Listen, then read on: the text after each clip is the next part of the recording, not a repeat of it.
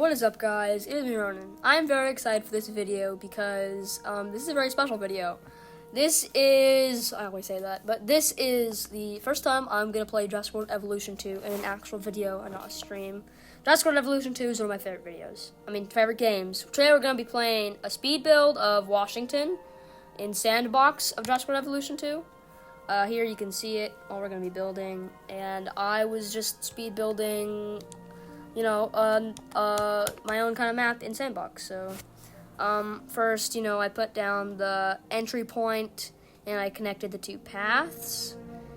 As I said, I really like this game and I really enjoy playing it.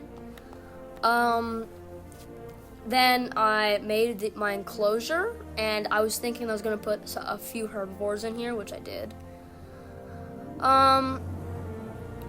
I was just deciding which fencing I like the most, and I chose I think Jurassic Park fencing. This is just gonna be a video on a speed build, and this is gonna be a series.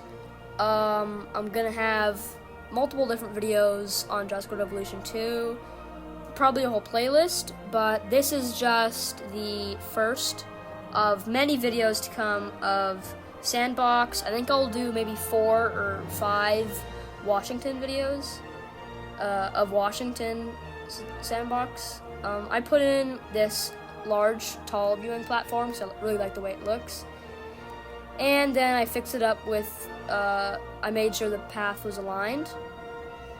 Then I put in a hatchery, because you need a hatchery to hatch dinosaurs. If people don't know what Jurassic World Evolution 2 is, it is a game about making and putting them in your park, putting dinosaurs in your park. I was having a hard time deciding which dinosaur I wanted to do, but I put my mom's favorite, the UFO, I don't know how to say it, UFOcephalus. That's how I say it. That's how my mom says it. I don't know how to say it. But I made 3 of them, and then I made Quithosaurus, which is just, I thought was an average and nice parasaur to put in. I then tailored the enclosure, just a basic. I put in what was needed for the dinosaurs, like their food and that kind of stuff. So here's just me doing that. I wanted to put in 3 different species, and here's me releasing the UFOcephalus.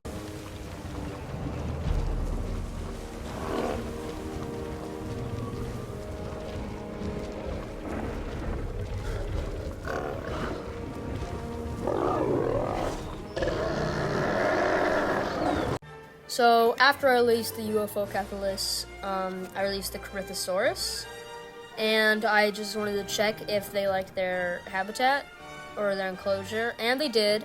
I didn't have to change. I don't think I actually had to change anything.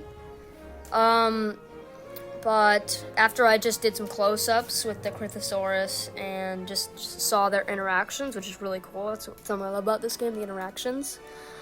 I checked all the dinosaurs, and then I changed some settings. I changed something like infinite power was off, just so it was like more realistic to the actual normal modes. I just changed around some settings, nothing much. So then I had to build a power station. I had to choose which power station I wanted because all of the power was off to all the fences. I chose the large Jurassic World era power station because that's the one I like better, and it fits the map better.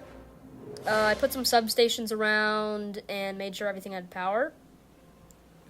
I don't really like substations or pylons, so I wanted to hide them a lot. So then I connected the path, and I connected it really weirdly with this facility path, and then I waited for it to get finished building.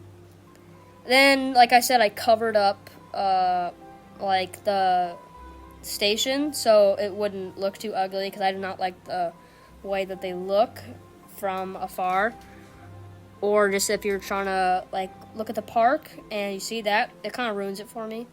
I then wanted another small herbivore in the enclosure. I was thinking either Gallimimus, Archaeornithomimus, or Struthmimus, or Homocephaly, but I didn't really like any of those at the moment.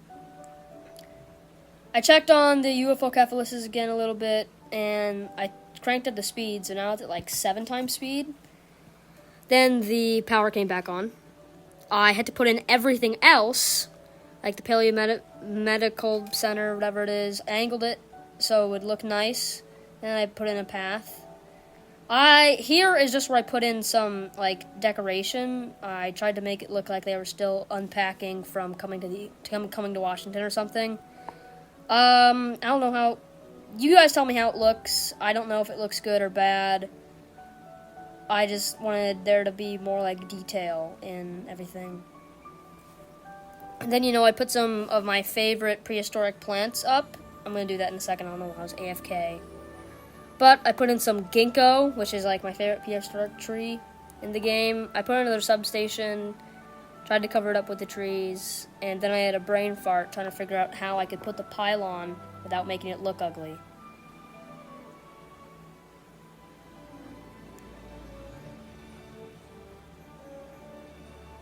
Eventually I fixed it, and I was trying to change the skin of the MVU, because I didn't really like any of these. I like the Jurassic World one, but I love the Paleomedical Center Jurassic Park.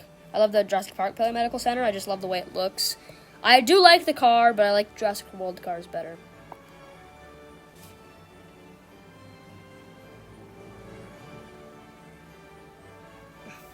Here is when I figured out I was going to put an Archaeornithomimus. I synthesized it, incubated all the eggs, then I waited for them to release. And this is what it looked like.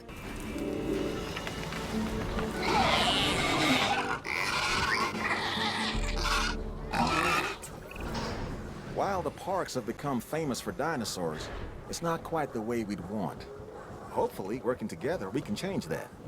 Sorry, I meant to introduce myself. George Lambert, security specialist. Our challenges are many, so let's not... A little bit.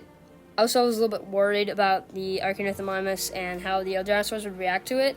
So I put in one of these ranger like outposts, and then I realized I don't have a ranger station, so I had to make that too. Put it in near the electrical station, tried to angle it to where it would look nice, and then I put it down. This was the Jurassic World Ranger Station because I like how it looks, the ACU Center. That's what it was called in the original Jurassic World Evolution. And that was all for today. So here is a cinematic view of the park I built so far.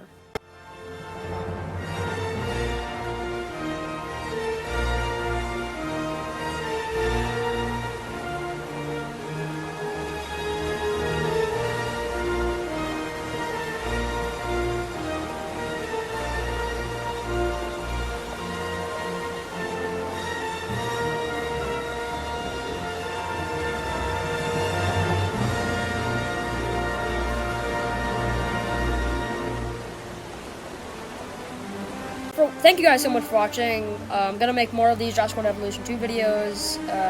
See you next time. Bye.